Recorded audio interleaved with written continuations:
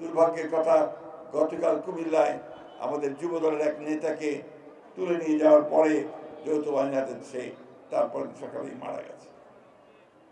আমরা পরিষ্কার করে বলতে চাই, এই ধরনের ঘটনা যেন পুনরাবৃত্তি না হয়।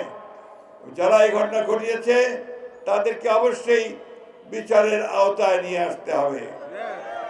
আমরা আর এক্সট্রা জুডিশিয়াল কিলিং দেখতে চাই না, আমরা আর গুম হতে দেখতে চাই না। আমরা বাংলাদেশে একটা শান্তিপূর্ণ অবস্থা দেখতে চাই, আমরা বাংলাদেশে একটা আইনের শাসন দেখতে চাই, আমরা ন্যায় বিচার দেখতে চাই। আমরা আর সাধারণ মানুষের উপরে কোনো অত্যাচার করা দেখতে চাই না। বন্ধুগণ, আমাদের সামনে এখন কিন্তু কঠিন সময়। আপনারা নির্বাচন হবে, আজকে কালকে নির্বাচন হবে, কিন্তু নির্বাচনে জনগণের ভালোবাসা যদি আমরা অর্জন করতে পারি তাহলে কিন্তু আমরা রাষ্ট্র পরিচালনার দায়িত্ব পাবো, তা নাহলে আমরা পাবো না।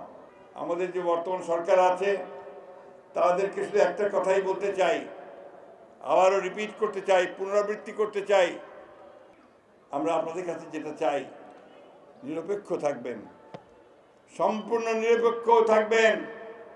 নির্বাচন অবশ্যই দেশে হবে, এই নির্বাচনটি হতে হবে সব সময় নিরপেক্ষ সরকারের অধীনে।